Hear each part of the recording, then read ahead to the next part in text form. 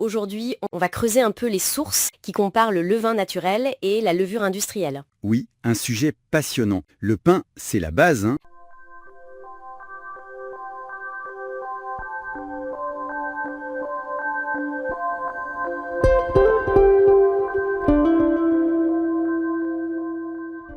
Alors, la première grosse différence, ce sont les microbes. Le levain, c'est un vrai écosystème. Tout à fait.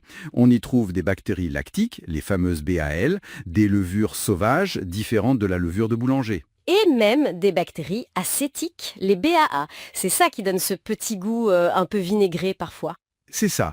Et ce qui est incroyable, c'est le ratio. On parle de 10 voire 100 bactéries pour une seule levure. 100 pour 1, c'est énorme comme différence avec la levure industrielle. Ah oui, parce que la levure industrielle, elle, c'est une seule souche. Saccharomyces cerevisiae, ultra sélectionnée pour être rapide et efficace.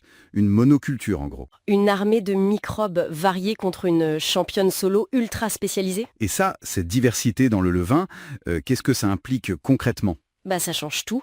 Qui dit plus de microbes dit plus de processus chimiques possibles, plus de voies métaboliques, comme on dit. Donc plus de complexité? Exactement. D'abord pour les arômes, acide lactique, acétique, des esters. C'est ça qui donne ce goût riche et complexe au pain ou le vin. Ensuite, et c'est super important, ça dégrade mieux certains composés qu'on appelle parfois antinutriments. Ah oui, comme l'acide phytique, celui qui bloque un peu les minéraux. Précisément. Le levain le réduit beaucoup. Et ça marche aussi pour les FODMAP. Les FODMAP, c'est sucres qui peuvent être difficiles à digérer pour certaines personnes. Surtout pour ceux qui souffrent du syndrome de l'intestin irritable, le levain peut rendre le pain plus digeste de ce point de vue. Intéressant. Et le gluten aussi, j'ai lu ça. Oui, il y a une dégradation partielle du gluten. Il est comme prédécoupé. Ça peut aider en cas de sensibilité au gluten non cœliaque. D'accord. Et la levure industrielle pendant ce temps? Elle, son job principal, c'est de produire du CO2, du gaz, très vite, pour faire lever la pâte. C'est de l'efficacité avant tout. La complexité biochimique, c'est pas vraiment son but premier. Ok, donc des mondes microbiens vraiment différents.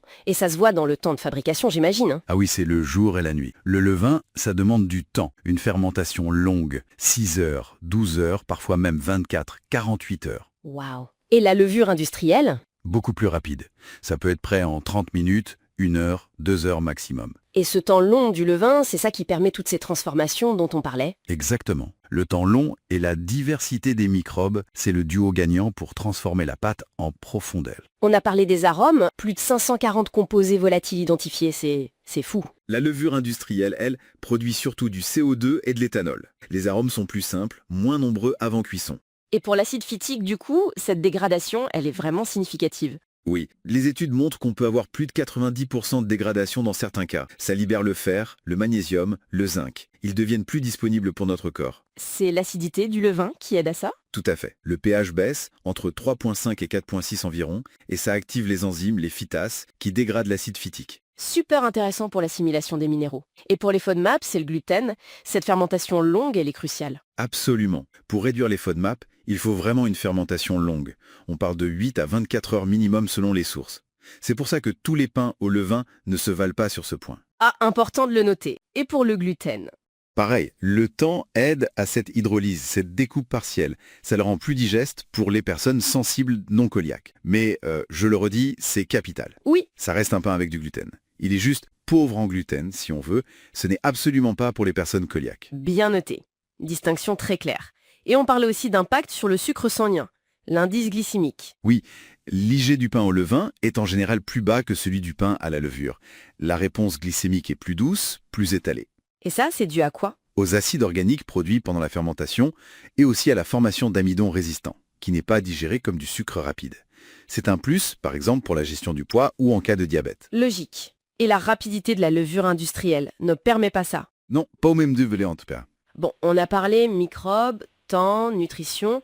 Forcément, tout ça, ça doit se retrouver dans le produit fini, non? Le goût, la texture. Et comment? Le levain, ça donne une saveur plus affirmée, plus complexe, avec cette petite touche acidulée caractéristique. La mie est souvent plus dense, plus élastique. Et à croûte plus épaisse, plus croustillante, non? Souvent, oui. Alors que le pain à la levure industrielle, il a un goût plus neutre, plus standard de pain, on va dire. La texture est très légère, très aérée, parfois un peu spongieuse. Et la conservation, mon pain au levain de la boulangerie, il tient vachement mieux que celui du supermarché. C'est normal, l'acidité du levain, avec un pH autour de 4 ou 5, agit comme un conservateur naturel.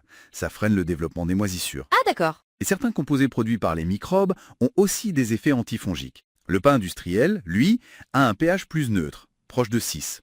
Du coup, il rassit plus vite et demande souvent des conservateurs ajoutés. C'est ça l'avantage Clean Label dont on entend parler. Moins d'additifs. Exactement, une conservation plus naturelle grâce au processus lui-même. Ok, c'est super clair. Si on devait faire une petite synthèse rapide pour retenir l'essentiel. Alors, en résumé, le levain naturel, grâce à sa richesse en microbes et au temps long de fermentation, apporte de vrais plus. C'est-à-dire? Meilleure disponibilité des minéraux, indice glycémique plus bas, meilleure digestibilité potentielle via la réduction des FODMAP et l'hydrolyse partielle du gluten. Et puis plus de goût et une meilleure conservation naturelle. Et pour les personnes avec des sensibilités spécifiques, comme le SII ou la sensibilité au gluten, des recommandations? Pour le syndrome de l'intestin irritable, il faut chercher un pain au levain avec une fermentation vraiment longue. Plus de 8 heures, idéalement 24 heures, pour que les FODMAP soient bien réduits. D'accord, la durée est clé. Oui, pour la sensibilité au gluten non cœliaque, le levain peut être une option plus digeste. Mais attention, il faut être sûr que ce soit bien le gluten et pas les FODMAPs qui posent problème, car souvent c'est lié. Et encore une fois, Pas pour les cœliaques. jamais pour les cœliaques. Pour eux, c'est zéro gluten, point. Pour le diabète ou le syndrome métabolique, l'indice glycémique bas du levain est intéressant. Certaines études suggèrent même des effets positifs sur des marqueurs d'inflammation. Et de manière générale, pour la santé intestinale? C'est bénéfique. Le levain peut apporter des prébiotiques, ces fibres qui nourrissent nos bonnes bactéries intestinales, comme les exopolysaccharides.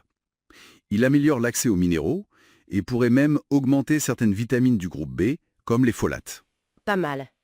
Et concrètement, quand on achète son pain, comment on fait le bon choix? L'idéal, c'est de privilégier les artisans boulangers qui communiquent sur une fermentation longue. Lire les étiquettes, on devrait trouver juste farine, eau, sel et levain. Et pas de levure ajoutée en plus. Idéalement non, ou alors très peu, et vérifier qu'il n'y a pas une liste d'additifs longs comme le bras. Après, il faut se fier aussi à ses sens. Le goût, l'odeur, la texture un peu dense, ça donne de bonnes indications. Super. Alors, qu'est-ce que tout ça nous dit finalement? Mais ça montre que cette méthode ancienne, plus lente certes et plus complexe, elle a de vrais avantages. Que l'industrie, en cherchant l'efficacité et la rapidité, a un peu mis de côté. C'est un peu ça. Le levain, c'est pas juste une tendance retour aux sources, c'est un processus biochimique hyper riche avec des bénéfices démontrés. Fascinant. Et pour finir, une petite ouverture. J'ai vu dans les sources qu'il y a des recherches en cours Ah oui? Sur quoi? sur l'utilisation de certains microbes du levain pour dégrader complètement le gluten, pour le rendre potentiellement inoffensif, même pour les malades cœliaques un jour. Ah oui, ça, ce serait une révolution. C'est encore de la recherche, bien sûr. Bien sûr, mais ça laisse rêveur. Ça pose la question, à quoi pourraient ressembler les pains de demain, les pains fonctionnels, si on arrivait à maîtriser encore mieux ces extraordinaires communautés microbiennes ancestrales? C'est une excellente question pour la route. De quoi réfléchir en savourant une bonne